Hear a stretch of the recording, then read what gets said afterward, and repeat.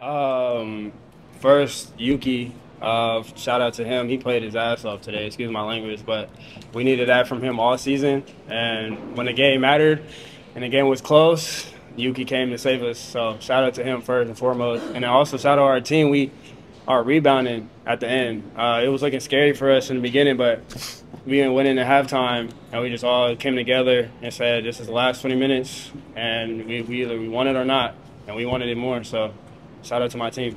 Jonte, there's no doubt that San Beda needs you to win, and now you're now in the finals. Can you talk to us? What are your thoughts with the possible match with your finals match, Letran Knights? It's going to be a rivalry, a century-old rivalry. So can you? Right. They was there today, right? They was there. They was there. They was there today. They're Oh watching. yeah. They're scouting. Oh, yeah. They're scouting you. No, it's gonna be fun. Like the game, I already know the game's gonna be the arena's gonna be rocking. They're come out with the best game plan. They coming with rest because they won early. But we're just gonna lock in and first and foremost just have fun out there. Enjoy the moment. It's only a one-time thing. Can you give us a short health update on your knee? Oh, it hurts, man. I wasn't gonna miss this for the world though. Do or die game. Told them to put some ICI on it, KT tape, and put me out there, and I was playing with heart. Jonty, we remembered you saying way back in the first game of the season that as soon as you got in San Beda, they're hyping you up on possible meeting up in Letran. Now in your first NCAA finals, it has to be it had to be Letran. So for you, how special is this for you? That's exciting to be a part of a rivalry. I don't know if I said that right, but yeah, that's like a one-time thing, especially in a championship.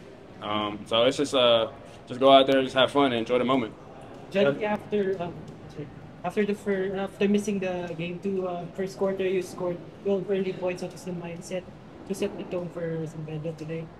You said the two early points in the beginning. Yeah, 12. 12. First quarter.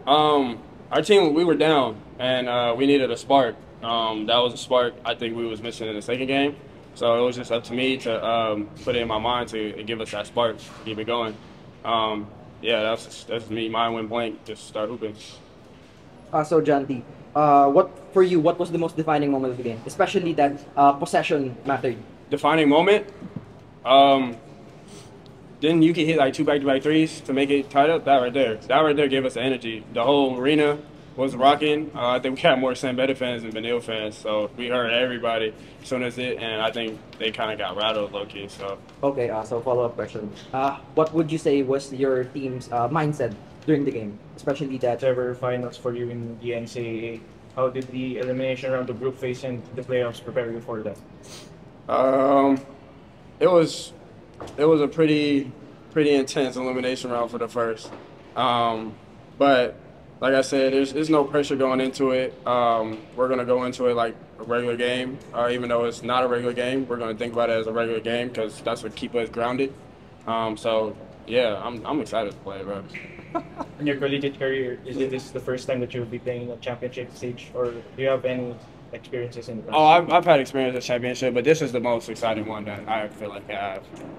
About that championship, John, of course, Beda Letran is one of the most intense sports rivalries in the Philippines. How are you preparing for that matchup? Stay off Facebook.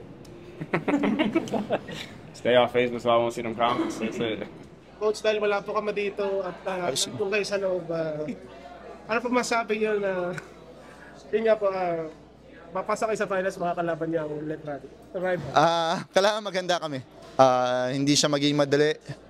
Letran's a tough team. They have a good, of course, properly backed sila by SGA. They have a good coaching staff and talented players.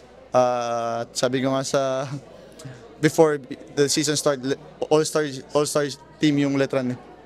And Titing is very talented. So we have to be able to prepare well and toughen up against this Letran team. Coach, despite sila all-star team in Letran, kayo rin naman po deep din, especially with your stars. You have Andrada, you have Miller, Sino pa? Nigel Gonzalez. Okay. Sino pa? O, tingnan mo, di mo kilala yung iba eh. So, ano masabi niyo na you match up well with Letran? Well, talo kami sa kanila and I think they're picking at the right time. Nung last game na kalaban namin sila, natalo kami. They're picking at the right time. Hats off to their coaches. Tala lang namin maganda. Hirap magsalita. Malakas si Letran. Ano ba? Sila ba ang number 1 seeded team to start the season? So, siguro, kailangan ko tumawag kay Olsen para magpatulong. So, yun lang. Parang sabi po kasi ng Letran kanina may pressure kasi nga rivalry series. Kaya rin din po ba ganun din narasan namin? Wala namang pressure, but I just want my players to be able to enjoy and experience yung ganong atmosphere, especially in the finals. Hindi lahat ng San Beda players at hindi lahat ng Letran players naka-able to experience being able to play in a San Beda Letran match. Arguably maybe the best player in NCAA and si Jonty Miller. Do you think that he puts you as the favorite over Letran? No. Ang best player ng NCAA ngayon si Titing Manalili. So, yun, we have to prepare well for him. And I know they're gonna give Jonty a tough time. So, we have to be able also to prepare mentally and of course physically for that game. Coach, you talked about yung SJ team, kakalaban niyo in the finals, pero this semifinals, tinalo niyo yung isang SJ team ulit. So, can you talk about yung path niyo in towards the crown, na ang kakalaban niyo pa yung SJ team pa in the finals? Well, sabi ko nga, whatever SGA is doing, they're doing yung supporting their teams and players. They're doing something right. And knowing sila Jacob and sila Boss Frank, how they take care of their players and their teams, no wonder that their teams are in the semifinals and the finals. So I'm sure Letran's gonna play. They're gonna get the most of yung Letran basketball team nila. And they're gonna inspire them to play at their best. Coach, just to ask lang din, sa kabilang liga din si Jacob, nag-finals na din for his team sa Nasal. Kayo rin mo nag-finals dito sa NC. Siguro yung thoughts na rin mo na magkasabay pa rin mo kayo mag-finals kahit na hindi na kayo magkasama sa ESL. Wala naman. Of course, we wish Jacob good luck. Yun lang. Coach, out here you said na si Titing Manalili ang best player sa NCAA, pero inside, sabi niya Para sa akin yan. Para sa akin. How do you think the two would fare in the finals? Head-to-head match-up, it's gonna be a dogfight. So, kailangan na maganda sila pareho. With them being the facilitators of each team po, gaano ka-importante din po para sa inyo na ma-prepare din po yung the rest of the team din? Sabi ka nga, Letran's a deep team. So we need to be able to play deep also, especially in a series. And everyone needs to be locked in. Angel, great win over Benil. Sabi mo lang, finals. Well, masaya ako na I'm back sa finals and kukunin namin ulit to. And Nigel, kanina sabi ni Coach Q, for him daw ito yung best point guard ngayon sa NCAA, yung Titing Manalili. Ano lang yung masasabi mo doon na kayo pa yung mag-aharap ngayon sa final? Well, ako naman sinusunod ko lang kung ano yung gusto ng coaches eh. Kumbaga, I try to maximize every scoring opportunities within the sets. And, nagtitiwala lang ako sa kampi ko. Pero, Titing, match up niya sa finals. Ano lang? well, titingnan namin sa practice kung ano magagawa namin sa kanya. Pero for sure, papahirapan namin yung Letran.